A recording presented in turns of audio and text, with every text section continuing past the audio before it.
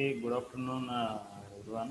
Yesterday we have discussed how to determine brake brake power, and also we have in previous classes we have discussed how to determine frictional power, uh, as well as indicated power and different measurements like emissions and uh, measurement of cylinder pressure and everything, fuel consumption, air consumption, all those things we have already discussed. Right now we are going to discuss performance test. In this performance test, how at what speed the friction power within the engine is going to be, how and at what speed indicated power, and that means according to the speed how the friction power, indicated power, brake power, torque and all those are going to behave. In that way we are going to discuss all these things, like in this performance test we are going to conduct several tests for the engine, and after that conducting experiments, we are going to draw some performance curves here, right? Depending upon the results given by the test. After testing the engine, that means we are going to note down all the values at different speeds. First of all, we are going to stabilize the speed, and at that speed we are going to take some of the values like friction power, brake power, indicated power, and torque, and how the throttle is open, like that several conditions we are going to take at that speed. For suppose if I have maintain the speed of 1200 or 200 rpm, I will take all the values at that particular speed. Friction, I will take friction power, brake power, indicated power and torque, and at the same time I am going to maintain the speed somewhat bigger than the before. Okay, so if the previous value I have taken at 200 rpm, now I am going to take it 300 rpm. At this 200 rpm, how the friction power would be, brake power would be, indicated power would be, and the torque would be. By knowing all these values, I have drawn a diagram like this, which we call this as performance curve here. And see, as the speed is going to increase, like 200 rpm, 300 rpm, 400, 500, if we take a particular engine, there will be particular rpm per engine. So depending upon engine speed, lot of variables are going to be changed, like frictional power, indicated power, brake power. These will define, these are going to behave in different methods. That means sometimes it may decrease, sometimes it may increase, like that. So as the, that means here the engine speed is going to be increased from the, this is the lower point, and engine speed is going to be increased. Okay, this is the low engine speed, and this is right, rh side is the high engine speed. And power in kilowatts. Okay, whatever the power I have taken, like friction, whatever the power, frictional power, brake power, indicated power I had taken in the case of kilowatts, right? And torque in newton meters, whatever the torque I have taken, that is going to be in the newton meters, right? So friction power, brake power and indicated power are going to be in kilowatts, and throttle torque is going to be in newton meters. And the whole experiment is done for any speed is under full throttle operation, right? Whatever the experiment I have done at constant speed, at that speed the throttle is going to be fully open, right? At that conditions I have done the experiments, I have plotted different values from the results given by the test. See, the main comparison here is in SI engine. For suppose I am going to test an SI engine, and as the speed increases, see the frictional power also going to increase here, and as the speed is going to increase means definitely the indicated power has to increase. Why? Because according to the requirement, or according to the speed requirement, we need to give such power, otherwise such speed is not going to be attained. So to definitely increase the speed, here indicated power should be increased. So as the speed should increase means definitely the indicated power should be increased. See, at the start of the engine, the frictional losses are low when compared to the high speed. When compared to the high speeds, at low speeds, the frictional power is going to be low, so the brake power is going to be high here. Why at low speeds we are going to have more brake power and less friction power means, at low speeds there will be no much high temperatures, right? So there is no heat dissipation. Frictional power doesn't not only in frictional power, not only the friction, the losses due to friction, but due to sucking, that means due to inhaling and exhaling, as well as the temperature. Okay, there will be some radiation, that means the temperature is going to uh, get into the atmosphere, that also will comes under frictional losses, right? So at low speeds the temperature is not going to be too heavy, and also most of the heat is going to be utilized here, so that's why brake power is going to be there, right? So frictional power is going to be less here. As the speed is going to increase, what happens? The frictional power is going to increase. Why? Because at high speeds the friction between the mating parts is going to be very high, so the frictional losses are going to be high. At the same time, nothing but these two are going to be inversely proportional. As the friction power increases, brake power decreases. Nothing but indicated power is nothing but summation of these two, right? So one of the value increases, another is going to decrease automatically. So what happens here? As the friction power increases, the brake power is going to decrease. That means where this friction power increases, as the speed is going to increase. When speed increases, what happens means the friction between the mating parts and also the losses because of heat. So okay, the temperature transfer to the atmosphere is also going to be high. So because of all these things, losses and all those, brake power is going to be reduced, right?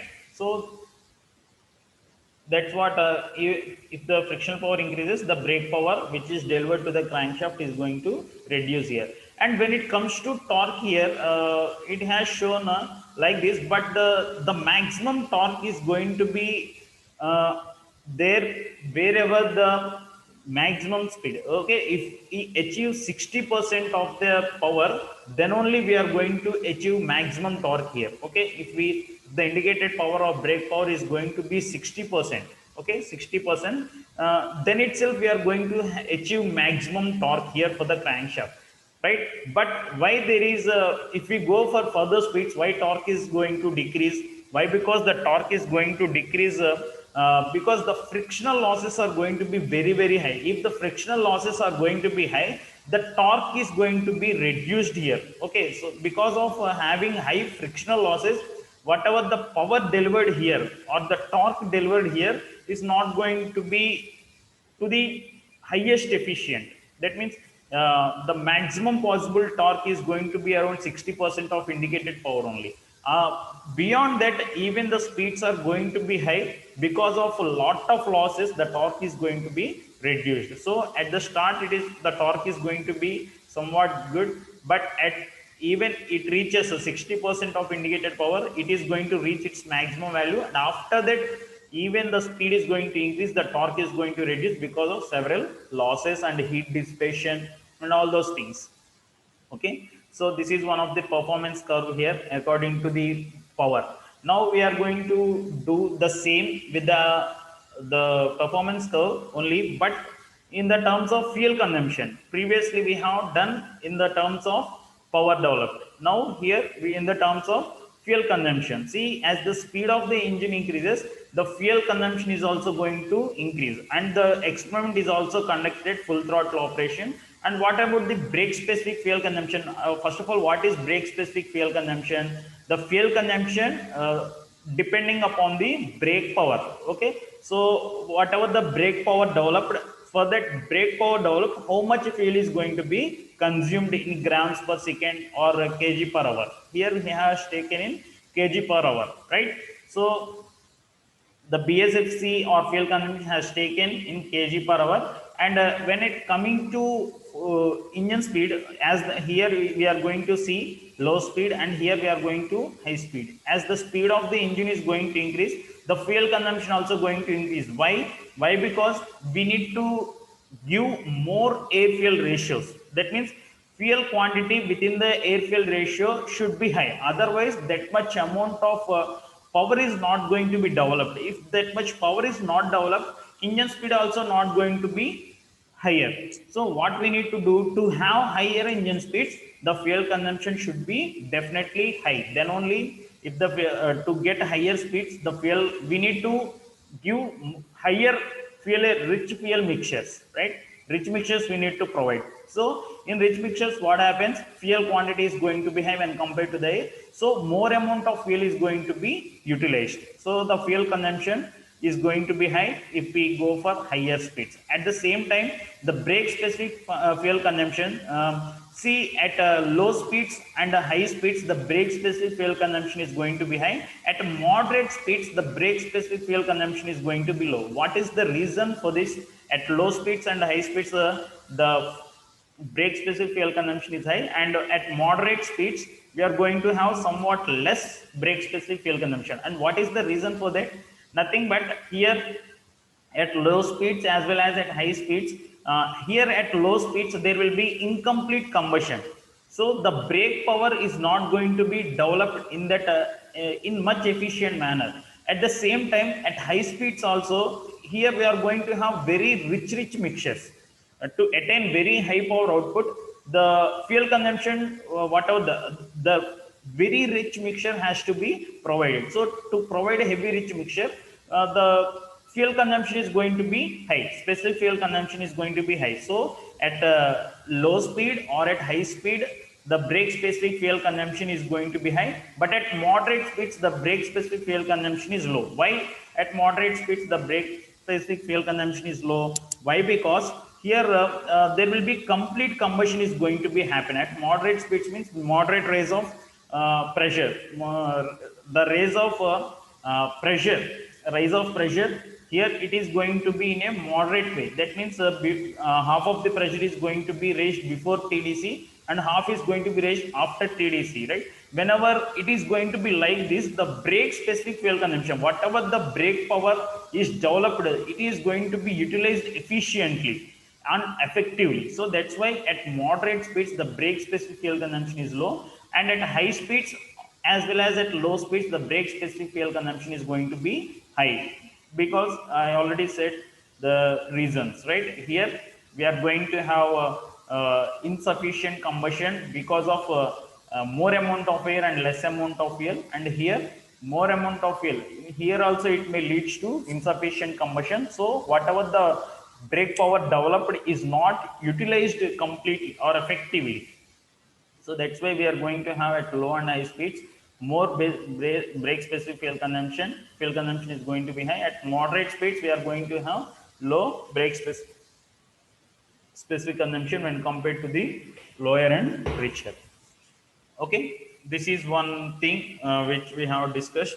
And next, coming to the heat balance sheet, we have done with performance curves. In that way we are going to draw performance curves there. And next, coming to heat balance sheet. So what is heat balance sheet? Here heat balance sheet is nothing but how heat is going to be dissipated. Nothing here, heat means nothing but energy, right? How much energy is going to be utilized for the to run the crank, how much heat is to be going as waste, how much heat is going to be lost in exhaust gases, how much uncontrolled losses are going to be there.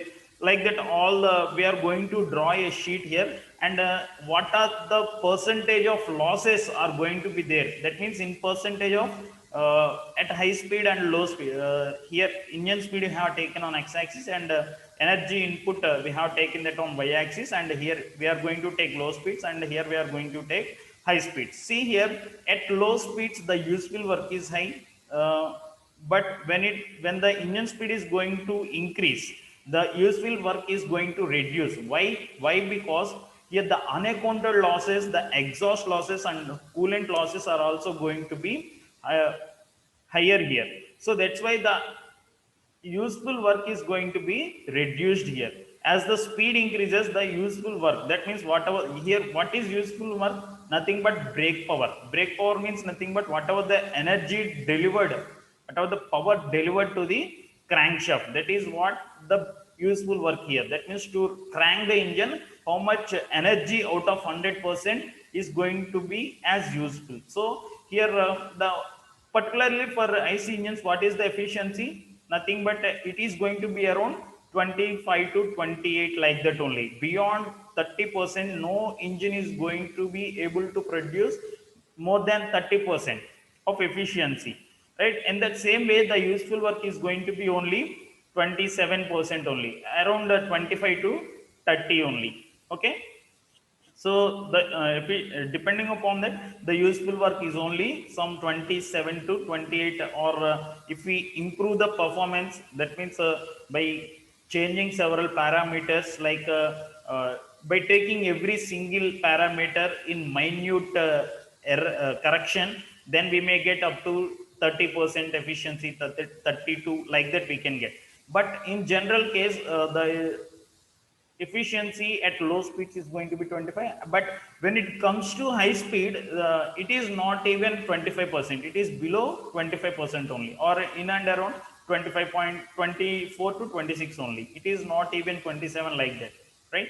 So see here, at low speeds all are going to be high, but at high speeds, the all the useful work is going to be reduced here. Why? Because here the coolant losses are going to increase. Why? Because temperatures here are very high. So because of having very high temperatures, what happens, the heat dissipation to the atmosphere is high. So because of that heat dissipation, which comes under frictional losses, is going to be higher. The useful work or brake power is going to be reduced here.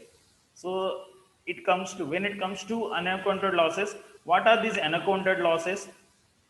These unaccounted losses are nothing but there will be some time it will take to raise the temperature of cooling water within an SI engine or cooling CI engine. There will be some pumping we need to do. We need to pump the fuel into the combustion chamber, or if any other turbocharger we have used to boost the air into the CI engine, that means to compress. There are several other equipments which to be run, okay, using the same input or indicated power which is developed within the engine. So those will comes under unaccounted losses. Here unaccounted losses means some of the fuel has to raise its temperature, some certain temperature has to start the engine within the cylinder. There will be certain initial temperature should be there. To reach that temperature, there may be some other input has to be established there. So to start the engine, to have some establishment for the start of the engine, there will be some heat is going to be utilized. So that is what unaccounted losses here. And also for the pumping of air fuel mixture into the cylinder, like that, that will comes under an unaccounted loss. So unaccounted losses only some 80%, that means up to 20% of unaccounted losses are going to be there. And as the speed is going to increase, even the unaccounted losses also going to increase here. Similarly, and coming to exhaust losses, right? Whenever it comes to exhaust losses, what are exhaust losses? Nothing but heat. Whatever the temperature within the exhaust gases are there, that whole heat is going to be as a waste. Why? Because that whatever the temperature within the, or heat within the exhaust gases are there, those are not going to be utilized again. Some of the gas is, whenever it is going to be utilized, whenever the residual gases within there, it may help to charge the fresh air fuel mixture, right? But only some of the residual gas is going to be there, but whole the heat, some of the heat within the exhaust gases is there, that whole heat is going to be going as a waste through the exhaust valve. So the heat within the exhaust gases, we will call that as the exhaust losses here. So some of the heat within the exhaust gas are going to be waste. Those losses are called as exhaust losses. And that much, some 20% of exhaust losses are going to be there within the engine. And the other thing is coolant losses. What is this coolant? In an coolant,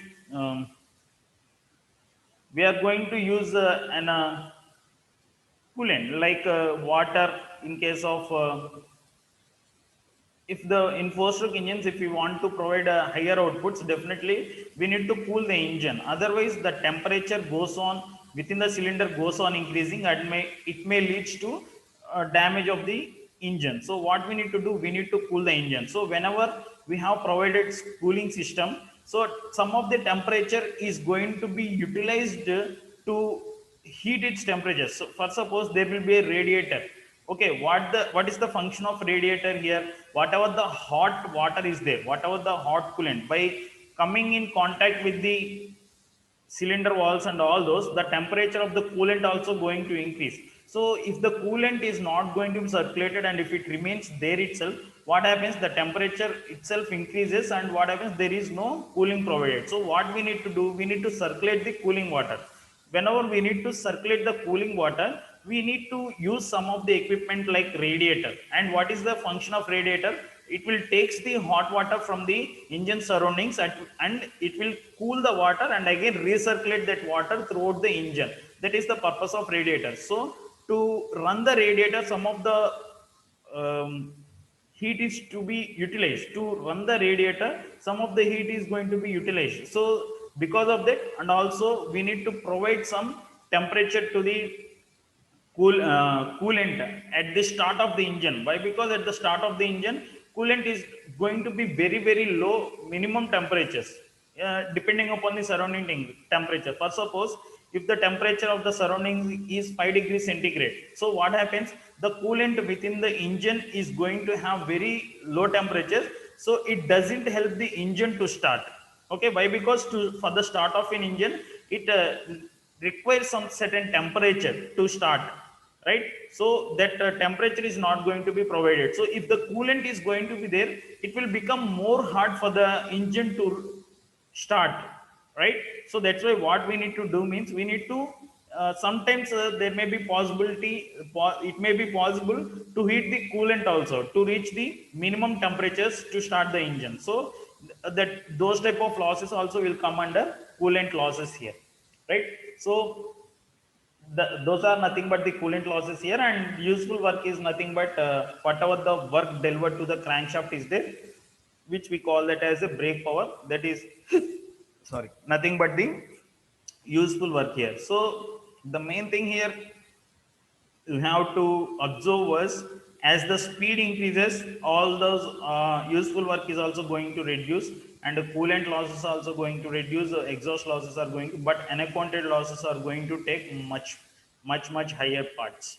Okay, as the speed of the engine increases, useful work is going to be reduced here, as all the other losses are going to amount higher. Okay, so that is what heat balance sheet when it comes to SA engine. And when it comes to CA engine, the losses which we have discussed now are the same here. There will be unaccounted losses, exhaust losses, coolant losses, useful work. See, you have to particularly see one thing. At moderate speeds in CA engine, the coolant losses or exhaust losses are going to be high. At low speeds or high speeds, these are going to be less here. Why? Because the combustion process in SA engine and CA engine is going to be different. Because of that combustion process, the unaccounted losses, exhaust losses, coolant losses, and all those are going to be here. The coolant loss are going to be very high here. Why? Because surrounding in a CA engine, mostly CA engines are used to produce high power. Whenever we need to produce high power, definitely a coolant is needed. A coolant cooling system is needed to.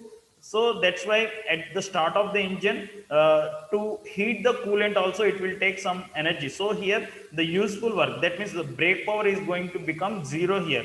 Why? Because for the start of the engine, it is going to take such a time here, right? So depending on that, it is going to have like this here, and here we have engine output, and this is the power output.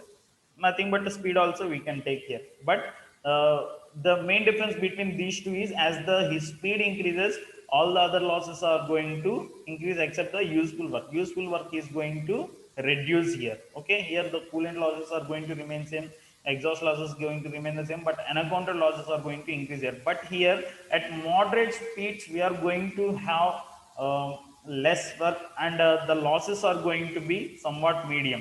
And as the power of the engine is going to increase, the coolant losses are going to reduce, as well as exhaust losses are going to reduce, and the useful work is going to increase here. Okay, the complete vice versa case here.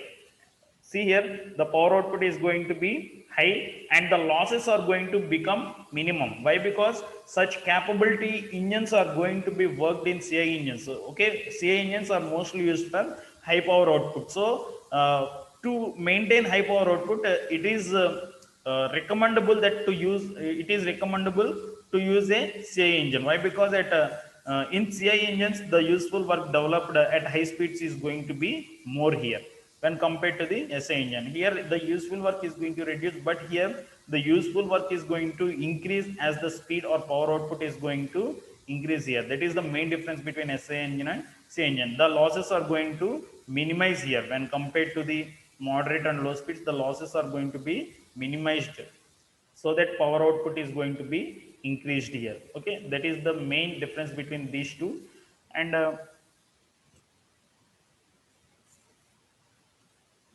next, coming to the heat balance sheet continuation, we can call this, we can take this as external heat balance or internal heat balance. There will be two types of heat balances. One is internal heat balance and external heat balance. Uh, Internal heat balance is going to be like this, and external heat balance is going to be like this. In external heat balance, see, this is the engine, and what are the inputs and outputs we are going to have? Inputs as fuel, input as air, and also the cooling water we are going to circulate throughout the engine, and also lubricating oil is going to be there, which has to be circulated throughout the engine. Why we need lubricating oil? To eliminate friction in between the mating parts, right? So that to provide uh, to minimize friction, we are going to introduce lubricating oil here, right? So that is the input here, and what are the outputs from the engine? Engine exhaust gases are going to be there. Lubricating oil is also there. Why? Because it is going to be in a circulating position. First of all, lubricating oil is provided, and whenever this lubricating oil is going to be heated up, it has to be taken out, and fresh lubricating oil has to be introduced. So circulation of lubricating oil is going to be there. That's why lubricating oil in and lubricating oil out also given. Crankcase and wall radiation. That means within the engine, if the temperatures are going to be very high, there will be some radiation. That means the transfer of heat energy into the atmosphere is going to be there. That is what crankcase and wall radiation. And so this is the external heat balance. And next, we are going to distribute the heat um, in different percentages. Means how much percent of heat is utilized by the coolant gases, and how much heat is going to be as waste through the exhaust gases, and how much heat is going to the surroundings. With the help of percentages we have taken, and finally all these losses will account to one particular loss, which we call that as a loss or unuseful work, that is 80%. Combination of all this diagram we will call this as Sankey diagram or Sankey diagram. Okay, so if we assume 100% of heat is developed within the indicated power, that means indicated power is going to be 100%. That means conversion of chemical energy into heat energy or thermal energy is 100%. Not 100%, we are going to assume whatever the converted heat energy is there, we are going to take that heat energy as 100% from the chemical energy, right? From that 100%, whatever the fuel after combustion of air and fuel, heat energy is developed. Whatever the fuel energy developed, that we are going to take as 100%, and all we are going to have only useful work as 20% here only. Okay, and all the remaining heat is going as waste or loss here, which is 80%. And in which methods it is going as waste? To have to for the coolant, it is going as a waste as 35%, and through the exhaust,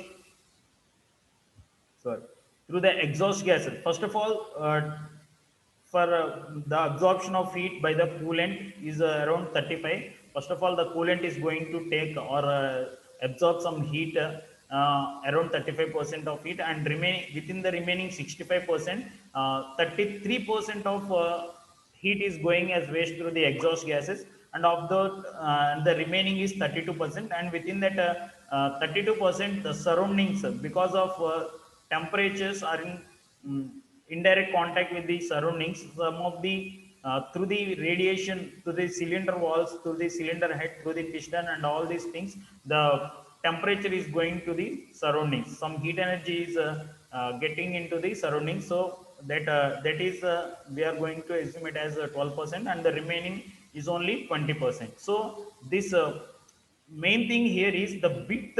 See, you can see the width in between these two. So the width in between these two determines the percentage of heat going as waste, or that means percentage of heat supply here or heat absorption here. Okay, see, the here in Sankey diagram, mostly we need to take the width here. Main important thing is width here, depending upon the percentage. We are going, suppose this is a 10 mm, this is going to be 35 mm.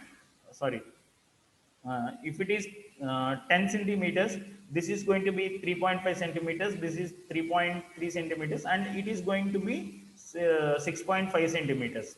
Exactly, it should be like that. And this is 3.3 centimeters, and this is 3.2 centimeters. Out of that 3.2, it is going to be 12%, and this is 20%. So, okay, here the width, main in Sankey diagram, the main thing is the width of this gap is main importantly taken here. Okay, for suppose we have taken this as 10 centimeters, it is going to be 3.5, and this is 6.5, and this is 3.3, and this is 3.2, and 1.2, and this is 2. Okay, in that way we have to give the width for this entire diagram, and here it should be 8 centimeters, right? That means loss, complete loss, these are all going to meet at once, which we call that as a total loss as 80%. The same diagram for an IC engine, in a much detailed way, how it is going to be there. I said, just simply there will be losses in coolant. And how that is going to be? Why? Because in some cases, not in some cases, in every cycle there will be some residual gas is going to be there, right?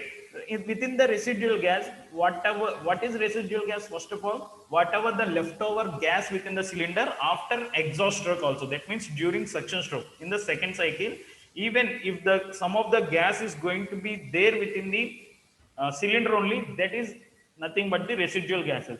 So because of that residual gas, what happens?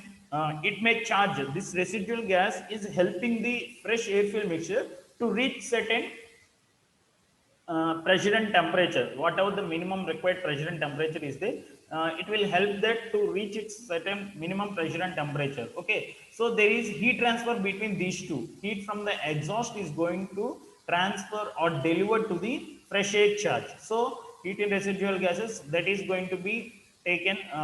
So heating value of fresh charge, which is we are going to take as 100%, and energy of mixture within the cylinder, so it is going to increase.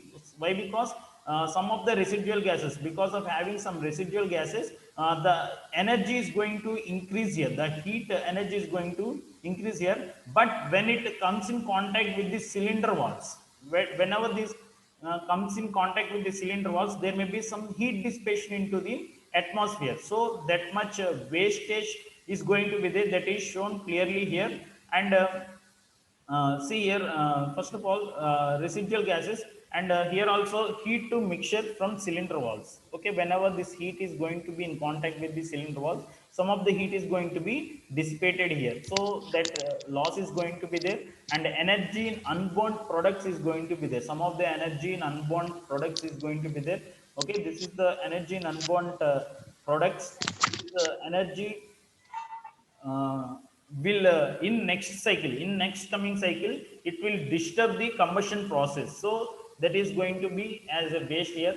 So the energy in exhaust, whatever the exhaust is going to be there, that is the energy in exhaust going in way to waste as 35% here. Why here only 33? Because of this increased heat energy, the exhaust energy is also going to, the exhaust losses are going to increase here. And through the exhaust ports and the pumping, that means during pumping and pumping means here pumping of oil may be there, pumping of water may be there, and during suction process, during exhaust process, all those things, right?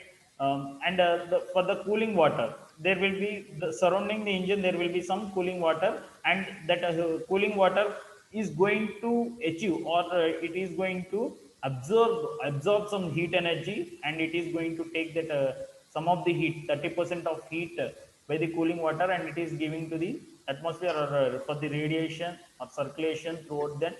And for the whatever the heat within the engine is there, that is going to be absorbed. 30% of that heat is going to absorb by the cooling water, which is going as a waste here. And total radiation, whatever the radiation is there, that is going to be 8% here. And that is through the water jacket radiation may be there, crankcase and valve radiation is going to be there. uh, Totally, by combining these two radiations, the total radiation is going to be 8%. Vinay, okay, because of that radiation, the total radiation by the combination of these two is going to be 8%. And some of the mechanical losses are going to be there. Mechanical losses means nothing but friction between the parts, and for rotation of crankshaft as well as the reciprocation of piston may come under mechanical losses, and all these losses may amount to such percent. And remaining shaft work is only 27% only. Okay, this is a Sankey diagram for an SI engine by including in detail. In detail, we are going to explain the previous one with the help of certain diagram. Okay, here also it is going to tell the width of, it is going to tell us the percentage of wastage or percentage of work or heat dissipated within the diagram. Okay, that is a heat balance sheet here. Okay, we have only 1 minute. Immediately, I will start the session.